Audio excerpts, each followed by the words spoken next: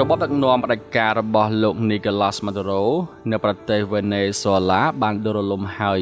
កងកម្លាំងពិសេសអាមេរិកបានបញ្ជូនប្រធានាធិបតីរូបនេះនិងភរិយាទៅកាន់ពន្ធនាគារដ៏គួរឲ្យខ្លាចបំផុតមួយក្នុងសហរដ្ឋអាមេរិក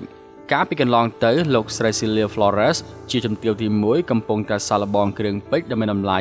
នៅក្នុងមន្ទីរដ៏រឹងមាំរបស់ខ្លួនខណៈដែលប្រជាជនសាមញ្ញកំពុងរស់នៅរងទុក្ខវេទនាប៉ុន្តែនៅពេលនេះឈ្មោះរបស់អ្នកស្រីត្រូវបានចុះក្នុងបញ្ជីអ្នកទោសកម្រិតពិភពលោកនៅពីក្រោយធ្វើបិទចិត្តមនុស្សតែងតែនិយាយថា Maduro ជាអ្នកដឹកនាំប្រទេសប៉ុន្តែ Celia គឺជាអ្នកដឹកនាំ Maduro តើស្ត្រីម្នាក់នេះអាចប្រែក្លាយស្វាមីរបស់ខ្លួនពីអ្នកបើកឡានក្រុងឲ្យទៅជាជនផ្ដាច់ការដ៏សាហាវខុសខើបានដូចម្តេចទៅតើលុយរាប់ពាន់លានដុល្លារបានបាត់ទៅណាអស់តើជោគវាសនាអ្វីដែលកំពុងរងចាំស្ត្រីរូបនេះហើយនឹងមានអ្វីកើតឡើងចំពោះកូនអ្នកស្រីបន្ទាប់ពីឪពុកម្ដាយត្រូវបានចាប់ខ្លួននោះតើបងប្អូនសូមតាមជាមួយខ្ញុំដើម្បីដឹងពីការពិតអំពីការដួលរលំនៃគ្រួសារដែលមានបំផុតនៅអាមេរិកឡាទីនមួយនេះទាំងអស់គ្នា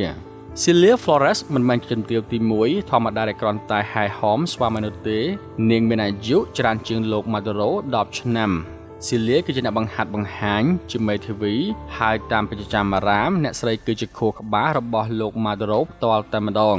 នៅក្នុងមជ្ឈដ្ឋាននយោបាយគេលើកសប្រាប់គ្នាថាមកុដនៅលើក្បាលរបស់ Nicolas ប៉ុន្តែទៅលើបញ្ជាស្ថិតនៅក្នុងដៃរបស់ Celia ចំណងស្នេហារបស់ទាំងពីរមិនបានកើតចេញពីភាពរ៉ូម៉ាន់ទិកនោះទេប៉ុន្តែវាបានចាប់ផ្ដើមនៅក្នុងច្រកផ្លូវនៃពន្ធនាគារដ៏ខ្មៅងងឹតមួយក្នុងឆ្នាំ1992កាលនោះ Celia គឺជាមេធាវីដ៏ជោគជ័យម្នាក់ដែលការពារពួកក្រុមបះបោរចំណែកលោក Nicolas Maduro វិញគឺគ្មានអ្វីទាំងអស់គ្រាន់តែជាអ្នកបើកឡានក្រុងនិងជាសកម្មជនសហជីពម្នាក់ដែលចាំផ្ញើអីវ៉ាន់ឲ្យមេដឹកនាំ Hugo Chavez នៅក្នុងគុកតែប៉ុណ្ណោះអ្នកស្រី Celia Flores បានមើលឃើញពីសក្តានុពលរបស់បរិយាកម្ពស់2ម៉ែត្រម្នាក់នេះភ្លាមអ្នកស្រីក៏បានចាប់ផ្ដើមបណ្ដុះបណ្ដាលលោក Maduroទោះបីជាពេលនោះអ្នកទាំងពីរមានគ្រួសាររៀងៗខ្លួនហើយក៏ដោយប៉ុន្តែមហិច្ឆតារបស់ Celia ខ្លាំងជាងចំណងគ្រួសារនាមអំផ្លាញគ្រួសារទាំងសងខាងដោយមិនស្ទាក់ស្ទើរនោះឡើយប្រភពតែក្នុងនិយាយថា Celia នេះឯងដែលជាអ្នកសរសេរសន្ទរកថាដំបូងឲ្យ Maduro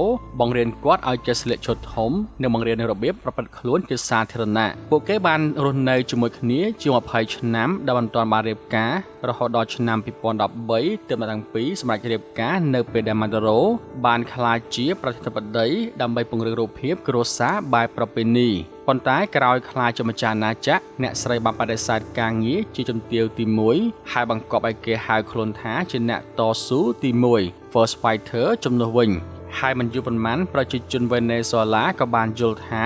អ្នកតស៊ូម្នាក់នេះតស៊ូតែដើម្បីភាពមានបាននៃត្រកូលរបស់ខ្លួនតែប៉ុណ្ណោះអ្នកដែលទទួលបានផលប្រយោជន៍ធំបំផុតពីអាណាចក្រនេះគឺកូនរបស់អ្នកទាំងពីរអ្នកស្រី Celia មានកូនប្រុស3នាក់ពីអាពាហ៍ដំបូង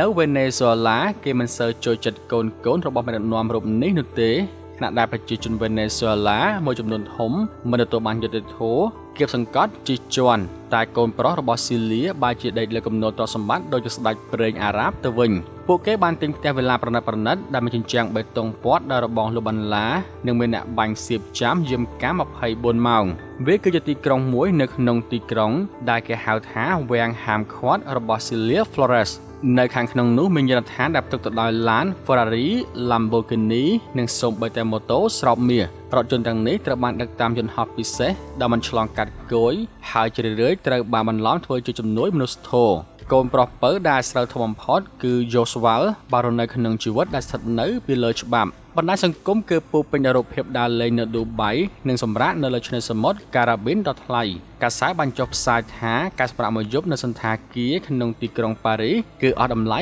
$40,000ឯណោះសម្រាប់ប្រជាជនវេណេស៊ុយឡាដែលទទួលបានប្រាក់តិចតួចលុយ$40,000នេះគឺច្រើនខ្លាំងណាស់ចំណុចរបត់បានមកដល់នៅពេលដែលក្មួយប្រុសម្នាក់ត្រូវបានចាប់ខ្លួនពីបទជួញដូរគ្រឿងញៀន800គីឡូក្រាមចូលសហរដ្ឋអាមេរិកដោយប្រើប្រាស់យន្តហោះរដ្ឋាភិបាលនិងលិខិតឆ្លងដែនកាត់ទូតនៅក្នុងតុលាការពួកគេបានសារភាពថាធ្វើបែបនេះដើម្បីរកលុយឲ្យអ្នកមីង Celia ចាយតែប៉ុណ្ណោះក្នុងយុទ្ធនាការឃោសនារបស់ខ្លួន ពិភពលោកទាំងមូលបានយល់ច្បាស់ថាជំនឿទី1នៃវេណេស៊ុយអេឡាមិនមែនជាអ្នកនយោបាយនោះទេប៉ុន្តែជាមេខ្លោងនៃក្រុមខ្មែរទំនើងដែលប្រើប្រាស់រដ្ឋធ្វើជាកន្លែងរកស៊ីខុសច្បាប់គ្រួសារ Celia Flores ជាង40នាក់បានកាន់កាប់អំណាចសំខាន់ក្នុងជួររដ្ឋាភិបាលដើម្បីគ្រប់គ្រងលុយប្រេងកាតនៅខែមករាឆ្នាំ2026តបអាមេរិកបានបើកប្រតិបត្តិការរហ័សដែលមានឈ្មោះថា Absolute Result ប្តីប្រពន្ធប្រធានាធិបតីត្រូវបានជម្លៀសតាមធម្មភេទឆាទៅកម្មលដ្ឋាន Guantanamo រួចបញ្ជូនបន្តទៅទីក្រុង New York ឥឡូវនេះពួកគេត្រូវបានឃុំខ្លួននៅក្នុងពន្ធនាគារ